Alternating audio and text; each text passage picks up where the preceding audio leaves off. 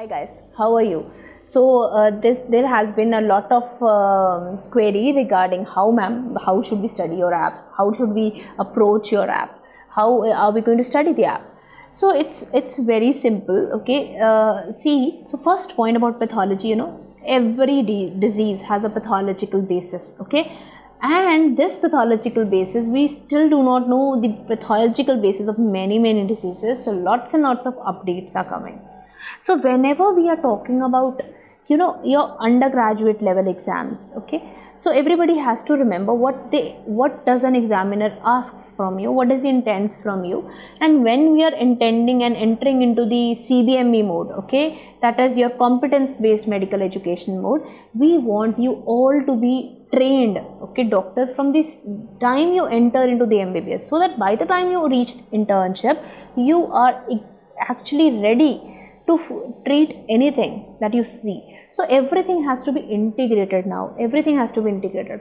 Integration comes only when you understand the concepts, not by mugging up. You needn't mug up anything in pathology. Pathology is actually a very easy subject. It's not a tough subject. You just have to understand the concept and you have to join the bricks. So it is like solving the puzzle, okay. So if you know one block, you will be able to build the other block over the top of it, okay. But if one block is weak, your base is weak, you will not be able to build blocks over this. So therefore pathology is very important, okay. How you should study now. So see, majority of the app, okay, so I have divided the app into 4 parts, okay. General pathology, systemic pathology, hematopathology and the techniques. So general pathology is very important, okay, very important. Each and every point is important. There are lots of updates which I have given at the end of every point or any video. I just tell this is the new update which you should know. Apart from that, I also try to put some questions in the video so that I can just ask and judge you whether you are understanding or not understanding the points in between, because I know digital media teaching is very monotonous. Obviously it is monotonous for me also. You are not sitting in front of me, so for me also to sit and talk in front of the camera is very boring.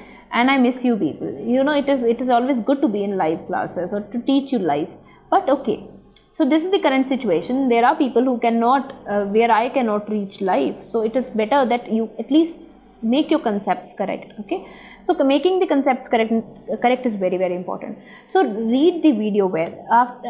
Listen to the video very well. Understand the video concepts, okay. So general pathology, you have to be very crystal clear about it. Each and every technique is given in the general pathology. Start from the general pathology and extend to the general pathology completely. Finish it, okay. Once you finish the general pathology, you'll so once you've done with it, okay. So now either you can solve a lot of MCQs, okay, from the textbook. You can read it from my book. My book has lots and lots of MCQ. That is complete review of pathology. So you can either take that book and do the MCQs, or if you want to take app questions only, then just wait. After the concepts are over, all the pathology is over, we are going to start leaderboard, okay. I always do leaderboard. So there will be leaderboard which will be topic wise, which will be chapter wise or topic wise. I will be giving you one topic, I will be giving you a schedule of leaderboard, that this is how we are going to do scheduling, and in 1 month we are going to finish all the pathology questions, okay. This will only be possible if you have finished your content and your syllabus before the starting of leaderboard, okay. So you have to be very clear with it. Now there are some topics, which are just intended for your central exams, okay. So they are little high level topics, okay. So like CIMP pathways or some high updated or WHO new classifications, proposed entities. Some are very high level questions which are only proposed for your central examinations, okay. And like some techniques, okay, like processing of the histopathology was one of the technique which I discussed last year in my app, and that came in your AIIMS exam, okay. So histopathology techniques. So these are some basic techniques which they expect you to know, but usually these are asked basically in your central examinations. So therefore whenever I'm talking about these topics, I have already written in my app this is for central exams, or I have written in the heading itself for AIIMS, for JIPMER or for PGI. You have to focus on those. They are central exam questions or central exam topics which have to be very clear. So that's about first general pathology. Coming to hematopathology.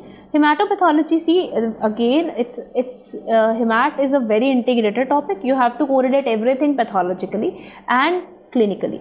So you have to read it very nicely with lot of images. So WBC, platelets and RBCs are very important in the order of platelet, WBC and RBCs.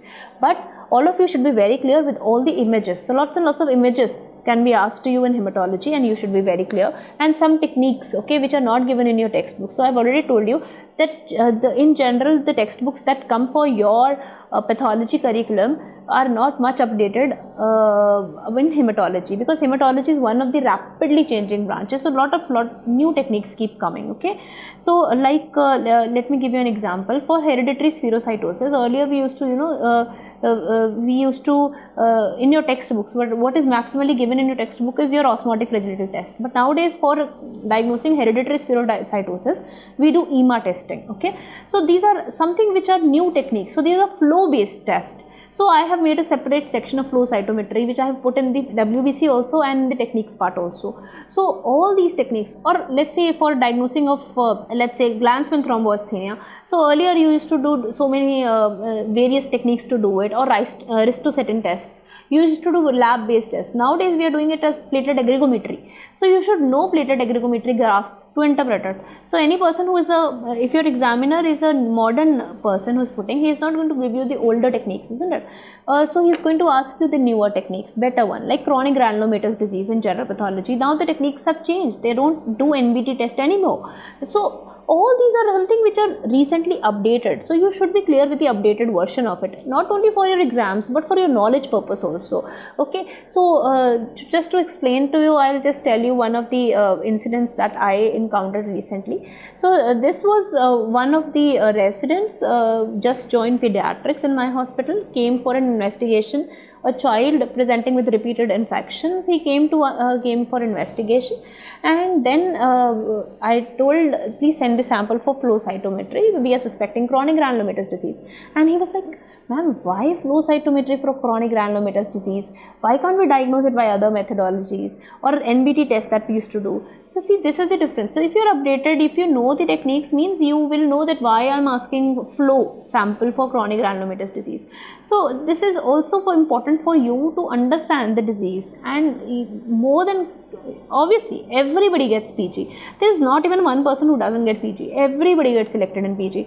I in my life has not seen anybody who doesn't get selected in PG. Everybody gets to do that. What is more important is your knowledge of the topic, your concepts, your understanding.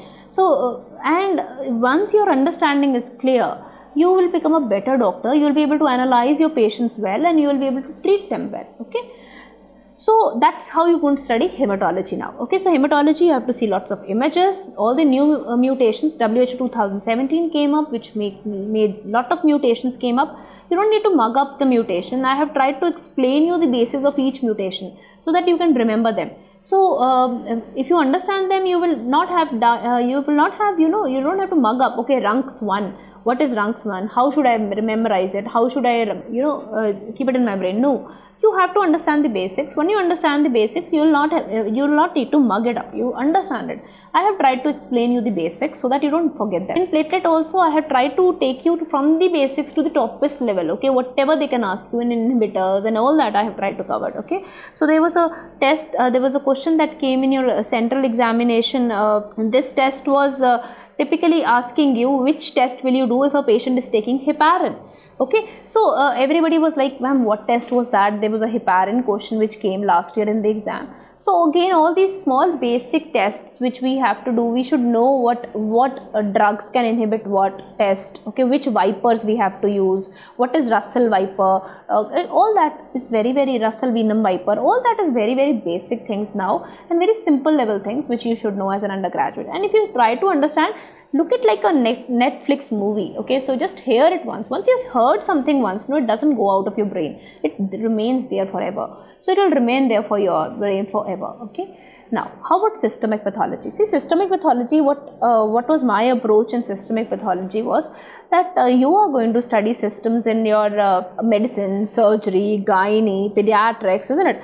So what was my approach for teaching you systemic pathology was that I tried to cover all the important topics which can be asked from a pathological perspective, or which was very basic or important for you to understand with your clinical subjects, like inflammatory bowel disease. If I am teaching you pathology, means you will be able to understand the surgical aspect of it. Okay, in gynecology, if I am teaching you ovarian tumors, means that will be very easy for you to understand that in your gynecology. Okay, so that is male genital system. If I am teaching you testicular tumor, means you should be able to interpret that why this is occurring. Okay, so that's why the interpretation is occurring like that. I have tried to cover the clinical part also of it with my lecture, so that it becomes complete in all regards. But yes, definitely you will learn more and more when you study with them with your clinical parts. So but if your pathological basis is clear, if your base is clear, you will be able to integrate things in a better way, in a very positive way. That is why I totally emphasize that you have to study it in an integrated manner. Once you study it here, your basics are clear, you correlate with some clinical finding here. Once you go and study that in your medicine or your surgery or your pediatrics or your gynae, you will become more clearer with it. You become more clearer with it. Okay, so that's the stepwise approach that we have to do. Okay, stepwise approach we have to do. Like in liver, okay, I started with jaundice. When I was teaching you jaundice, I started with the physiology of the jaundice. Okay, so how is bilirubin metabolized? I started with the basic. Okay, and then I started with, okay, how you should understand each and every receptor. You should know, okay, what is this MRP2, what is this is ATP dependent. Okay, what happens when this gets blocked? Okay, so that causes Dubin-Johnson. Okay, perfect. So I started and I tried to explain it to you with each basics, so that urine examination is one of the tests which they will ask every undergraduate.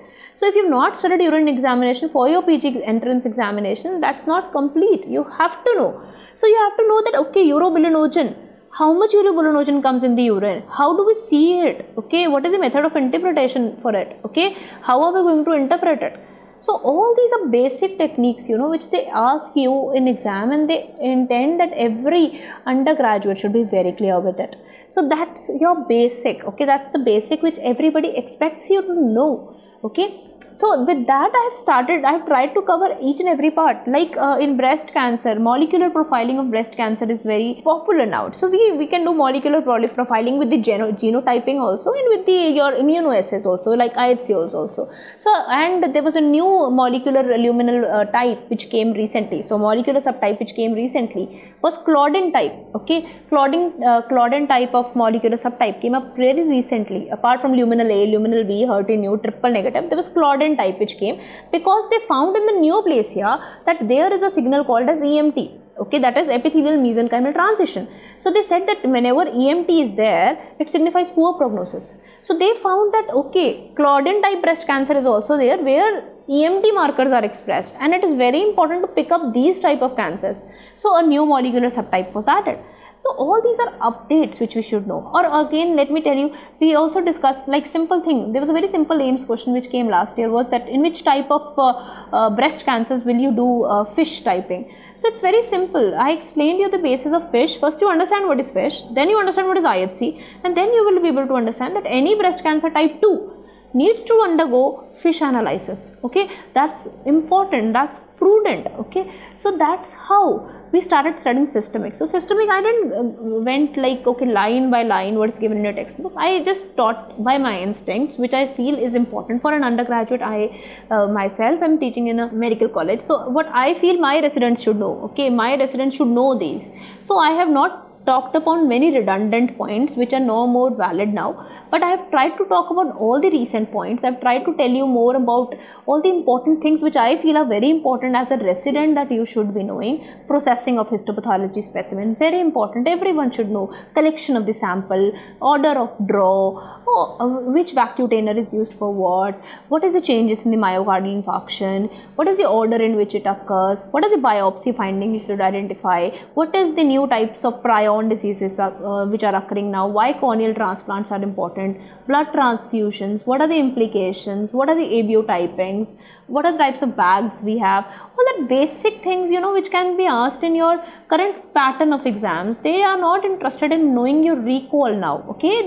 The current CBME curriculum says that we are not interested in checking your recalls. We are currently interested in checking your analytical capacities, whether you can analyze this case, whether you can study a problem and assess it. That doesn't mean that they're going to make paper tough for you. No, they're not going to make paper tough for you. They are going to make paper conceptual for you. So if you understand the concept, you understand the exam. Once you understand the exam, obviously you are successful in your exams. So I always tell, so that is how I have tried to cover systemic pathology, okay. So with every important system, I have tried to cover the important aspects of that system. So people ask me, have you covered endocrine? Obviously, thyroid is some of the questions which are very, very important. If I don't teach you orphan ani nucleus, I am at fault. And if I don't tell you that this is a processing artifact, I am at fault. I tell you that only in histopathology slides you can see orphan ani nucleus. So you should know that this finding is not seen in FNAC. So these are basic things. If I don't teach my students these basic things, I am at fault. So that is why I have tried to cover all the basic things which I feel are important for my residents. Yet pathology is a very, very massively long subject, so you can't cover everything, isn't it? So even if I try to cover it, so pathology can be differently taught for an undergraduate, for a postgraduate, for a senior resident, okay. So because it is to extent of suppose there are people who do hepatopathology fellowships for 2 years, so there's so much of liver, okay. There are people who do kidney fellowships for 2 years, so there are points where we have to restrict ourselves and say no, this is the things, only this much we have to teach to an undergraduate or to a very early postgraduate who's trying to clear his basics, okay. So that's why I've restricted myself to those important topics which I feel that as an undergraduate you should know. And there are some topics which are like for central exams, so I've written central exam level questions, okay. So that is why I put them, okay. And apart from that, so that's how I've covered systemic. So I have tried to cover majority of the systems and majority of the topics, but yes, some topics will be remaining, okay. Some topics will be remaining because pathology is so vast, and I think whatever topic I thought is not very important for your exams, I have left some of those topics. So therefore don't ask me, please, ma'am, have you covered this, have you covered that, okay. So there's so many things, you know, which I can't teach you, but I have tried my maximum to cover the maximum aspects, so that if you plan a schedule for 15 days, you should be able to complete pathology completely in 10 to, depending upon your capacity and your stamina to study, so you will be able to finish the pathology in 10 to 15 days from my app. And also one more thing, what is important here is, whenever you are feeling sleepy, don't listen, because you will be missing out some important points which are important for the exam. So there was a student who I'll not name you, but I know you, when you see you will remember me. So there was a student who asked me, ma'am, where do you use yellow topped vacuoteners, okay. So now when he asked me yellow topped vacuoteners, I told him it's given in my app, you didn't saw that. He said, no ma'am, it's not given. I said, oh my god, please go and see the app, open the anticoagulant part and please see it, okay. So I say, no, you go and see it, right now you see it, I'm waiting for you to respond to me, it is there or not. So I told him that, okay, red is without anything, and so this clot activator is present in yellow, see if it is there or not, and you will tell me the answer. So he went, he opened the app and he saw, and he replied, ma'am, yes ma'am, it is given. So I said, what happened? He said, ma'am, suddenly I didn't saw that. So thing is, okay, so point is, don't judge anybody, okay. So all the teachers are good, follow one teacher, whomever you wish to follow him or her sincerely, okay, follow him and study, okay. Once you have studied, go and study twice, thrice, okay, and make your concept solid, strong, okay, because you might miss some facts at one go, but you will again catch them in second go or third go. So revision is most important. People who succeed are mostly those who revise their concepts again and again. So revision is very, very important, okay. So, and revision is the key to success. And if still after hearing a video you're having a doubt, you can anytime message me, okay? You can message me. I will definitely see your message and reply. Although I have 4 Facebook profiles, thanks to you people, my every Facebook account gets filled up, okay? So after 5,000 Facebook doesn't allow entry, okay? So though I have a page also, but it is not a very integrated or it's not a very I don't feel it very personalized. So I do have it, but I have 4 FB profiles and I see messages in each one of them usually, and I reply. So be assured I will reply you if I have seen your message, okay? So if you have any doubt, you can always ask me. And more than Facebook, I have a big Facebook group which you can follow. This is called Dr. Vandana Pathology Study Circle. It has a good number of followers, so you can, anytime you can drop in your question there. I'll be happy to answer your questions and I'll be happy to take your requests and questions, okay? So remember, there is an update every time coming up, okay? So I will usually, if with my app, if you follow the group also, you will be maximum benefited, because I usually keep posting quizzes in it. So if you have studied a topic and you have revised it well, you will be able to answer majority of the questions. And if you are not able to answer, don't panic, it's okay. Read that fact, read the concept again and then retry it, okay? So remember, it is okay. And last part of the app is techniques. Techniques are very important, okay? I'll be keep updating techniques. So please do not worry about more topics coming in, okay? So sometime if I feel that this technique is important for the undergraduate, I might put it, okay? So the technique part is very important, and you should be seeing that part before going to the exam. Also, one more point I want to tell you, after majority of the lectures, I make a gist table, okay? So this is very common. Even on my Facebook group, if you see, if you write gist, GIST, you will find a lot of charts coming up there. So these are gist tables which I usually post after the end of majority of the lectures. So these are the gist topics which you should see before going to the exam. Very important. Please open it, see the gist tables, and then you go to the exam. They are very important. They are very high yield topics, okay? So you should see that before going to any exam. So that's how you should approach the app. That's the way you should study the app, okay? That's how you should study.